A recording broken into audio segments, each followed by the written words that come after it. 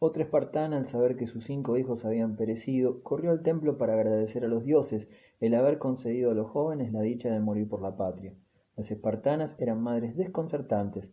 En Esparta, la mujer era mejor considerada y gozaba de más amplia libertad que la mayoría de los demás estados griegos, en donde, al menos en la época homérica, las mujeres llevaban en general una vida de reclusas en el gineceo. ¿Cómo era la organización política que cimentaba esta sociedad guerrera? Esparta era el único estado de Grecia que mantenía la monarquía, pero en tiempos históricos era en realidad una república aristocrática, y sus dos soberanos no eran más que presidentes del consejo, cuyo cargo se transmitía de padres a hijos. Los reyes eran comandantes en jefe del ejército en tiempos de guerra, pero el gobierno real del país estaba en manos de un consejo de 30 miembros que constituían, además, el más alto tribunal de apelación. Este consejo se componía de los dos reyes y de 28 notables mayores de 60 años de edad, elegidos de por vida por la Asamblea Popular. A esta asamblea la componían todos los espartanos que habían alcanzado 30 años de edad. Ella nombraba también a los demás magistrados, decidía cuál de ambos reyes dirigía los ejércitos en caso de campaña y examinaba los proyectos de ley. Los espartanos no tenían necesidad de ejercitarse en la elocuencia, pues en la asamblea no se entretenían en duelos verbales, sino que se respondían lacónicamente a las proposiciones del gobierno. El más alto organismo de este estado aristocrático era el éforo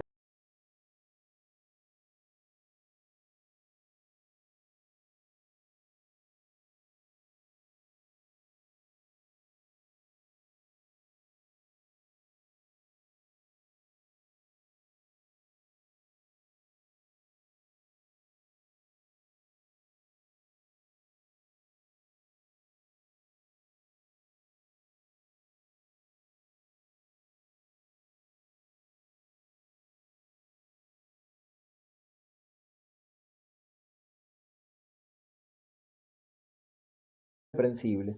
Por último, convocaban la asamblea y obligaban a los reyes como a los demás funcionarios a rendir cuentas.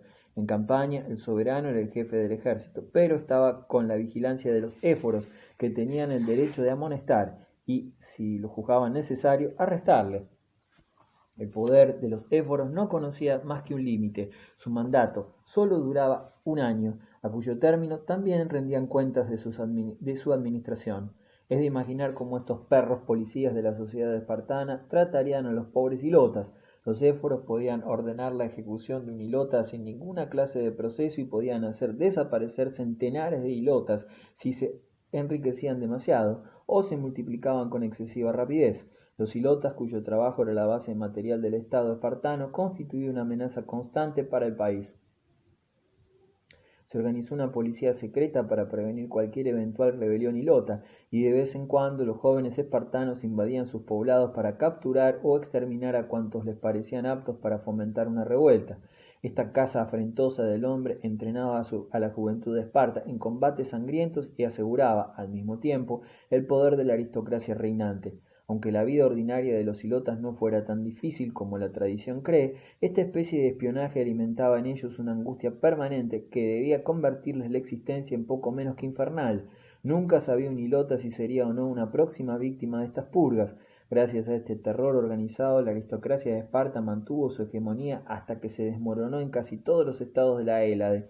Claro está, esto solo se consiguió suprimiendo toda libertad individual. Incluso los mismos espartanos estaban sometidos a la tiránica vigilancia de los éforos. Todos lo soportaban en silencio durante su vida. No podían educar a sus hijos ni disfrutar de las alegrías de la familia. Los años más felices de su infancia eran sacrificados al interés del Estado. En Laconia todo el mundo llevaba una vida dura. Un sibarita, después de observar cómo se vivía en Esparta, explicaba: es fácil no temer la muerte cuando se tiene que vivir una vida semejante. El más cobarde de los sibaritas preferiría morir 100 veces antes que vivir en una sociedad tan despiadada como la de los espartanos. Pero, aunque tenían que someterse a presiones incomprensibles para la gente normal, se consideraban superiores a los no espartanos. Formaban una casta militar exclusiva, orgullosa y cerrada, y eran tiranos terribles para sus inferiores. Por esta razón debían mantenerse siempre en guardia. Prácticamente no tenían más contacto con los demás pueblos que en el campo de batalla y limitaban en lo posible las relaciones pacíficas para que ninguna costumbre extranjera penetrara en el país. Los espartanos son uno de los pueblos más conservadores de que la historia conoce, tanto como los chinos y los egipcios. Conservaban con gran celo sus viejas tradiciones e instituciones, y por eso su civilización apenas superó el nivel alcanzado antes de su llegada al Peloponeso. En medio de la clásica Grecia, Esparta parecía una reliquia de tiempos antiguos, un vestigio de oscuridad primitiva. Para explicar esta paradoja no hay más que una razón: pensar que todas las reglamentaciones sociales de Esparta se remontan a lejanas épocas pasadas y atribuir la mayor parte de ellas a un solo legislador, Licurgo. La tradición nos habla de él de manera tan contradictoria e incierta que muchos historiadores ponen en duda su existencia. Apuntan que Licurgo es uno de tantos nombres de Apolo o de Zeus, tal vez de un semidios o de un héroe como Hércules o Aquiles. Y es que Licurgo era ya adorado como dios en la época de Heródoto, poseía un santuario en Esparta y recibía ofrendas anuales, pero aunque Licurgo hubiese existido y hubiera sido uno de los más diestros legisladores del mundo, difícil es admitir que transformara de un solo golpe la vida social de todo un pueblo. El régimen político de Esparta se explica con facilidad por el aislamiento de los espartanos en su valle del extremo sur del Peloponeso. Se establecieron allí como conquistadores y desde su llegada trataron a los indígenas como gentes de segunda o tercera categoría y los vigilaban de continuo para evitar cualquier revolución. Siempre vivieron como un ejército de ocupación y su sociedad era fiel reflejo de su régimen castrense. Si quiere tenerse una idea exacta de los espartanos y de sus maneras de vivir, no debemos olvidar que la tradición nos pinta un cuadro muy subjetivo. Esparta era un modelo de sociedad aristocrática y llegó a ser el ideal de la clase dirigente en todos los estados griegos, sobre todo en Atenas. El historiador Jenofonte y el filósofo Platón consideraba a la sociedad espartana como la máxima perfección. No veían o no querían ver su lado negativo cuando la citaban como ejemplo a sus conciudadanos. La sociedad espartana inspiraba aversión a los pueblos democráticos y admiración a sus adversarios, y por desgracia conocemos a Esparta a través de entusiastas admiradores o enemigos encarnizados. Las guerras mecénicas. La exacerbada militarización de Esparta nos mueve a considerarla como belicista, dispuesto siempre a castigar al menor pretexto y a lanzarse sobre sus pacíficos vecinos. En cierto modo, así fue como se formó el Estado. Los espartanos estaban en plena expansión y tenían que adquirir nuevas tierras para repartírselas, pero la situación cambió con el tiempo. Al comprender que la guerra resultaba más costosa que beneficiosa y causaba pérdidas irreparables, los espartanos solo tomaron las armas cuando la lucha era poco menos que inevitable. Sus efectivos fueron disminuyendo gradualmente con las guerras, pues es sabido que el soldado espartano moría en la lucha antes que recurrir a la huida. En tiempos de Heródoto, a mediados del siglo V, las tropas espartanas sumaban 8.000 hombres, mientras que un siglo más tarde, según Aristóteles, apenas llegaban al millar. En 479, en Platea, eran 5.000. En Leutria, 100 años después, solo pudieron alinear 700 hombres, de los cuales 400 perecieron. Contrariamente, los periecos e incluso los ilotas aumentaban cuanto más disminuían los espartanos, que servían como hoplitas. En Platea había tantos espartanos como periecos, pero en Leucria se contaban 2 o 3 periecos por cada espartano. Los espartanos eran lentos para ponerse en movimiento, pero soportaban mejor los contratiempos y devolvían golpe por golpe. No iniciaban la guerra por ansias de gloria, sino por alguna finalidad práctica o porque se veían forzados a ella. En cuanto a situaciones históricas los vemos aparecer, nos hacen pensar más en un oso cachazudo que en un ágil león. Cuando los espartanos eran todavía un pueblo de conquistadores, una región vecina, la fértil Mesenia, les tentaba de continuo. La guerra acabó por estallar, echando, como suele hacerse en estos casos, la culpa a los mesenios. La lucha fue larga y penosa. Fueron necesarios 20 años para que los espartanos pudieran despejar los mesenios a las montañas circundantes, y los supervivientes fueron reducidos al estado de ilotas y obligados a trabajar las tierras que antes les pertenecían en beneficio de los vencedores. Pasadas algunas generaciones, hacia la mitad del siglo VII a.C., los oprimidos se sublevaron, pero esta rebelión no fue peligrosa hasta que los mesenios recibieron ayuda de los arcadios y otros pueblos del Peloponeso. Al principio la suerte pareció favorecer a los espartanos, mas cuando consideraron la situación francamente desesperada, aconsejados por el oráculo de Delfos, pidieron a los atenienses que les mandaran un general. Según la tradición, aquellos enviaron a Tirteo, más poeta que militar y además inválido, pero alentó tanto a los espartanos con sus himnos de guerra que la victoria les sonrió de nuevo. Los soldados cantaban las marciales y rítmicas canciones al son de las flautas que les animaban a la lucha, pero el tirteo que nos lega la tradición es demasiado inverosímil, y según algunos autores de la antigüedad no era ateniense, sino espartano de nacimiento. La Segunda Guerra Mesénica fue tan larga y sangrienta como la primera, y terminó con una victoria para Esparta, aunque las circunstancias fueron desastrosas.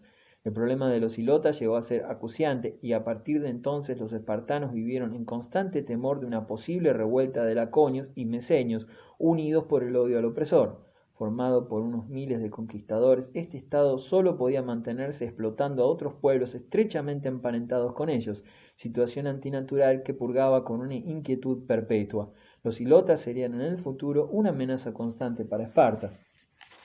La sumisión de los mesenios convirtió a Esparta en el estado más poderoso de Grecia, por lo que en el siglo VI a.C. los espartanos consiguieron persuadir a casi todos los demás pueblos del Peloponeso a unirse a la llamada Liga del Peloponeso, cuyo ejército estaba bajo el mando de los reyes espartanos. Atenas y sus conmociones políticas. De la república aristocrática a la república democrática. Atenas fue y es el corazón y la cabeza de Grecia. Sin Atenas, Grecia no hubiera sido nunca lo que fue y lo que aún es hoy para nosotros. El genio griego adquirió su vuelo en la Acrópolis. Atenas era ya en la época micénica una verdadera ciudad dominada por el roquedar de la Acrópolis, donde se levantaba el palacio del rey. El desarrollo de la región no sufrió con las migraciones. La Doria llegó al Ática, ciertamente, pero el elemento dorio no tuvo la menor influencia sobre el carácter del pueblo ateniense. En la historia de Grecia, Esparta, situada tierras adentro, representa el elemento conservador y la estricta disciplina, mientras que Atenas, ciudad de marinos, estuvo siempre abierta a las inquietudes e impulsos de las ideas nuevas. La divisa de Esparta era el orden, la de Atenas, la libertad. La misma diferencia se encuentra en las estructuras políticas de Esparta y Atenas.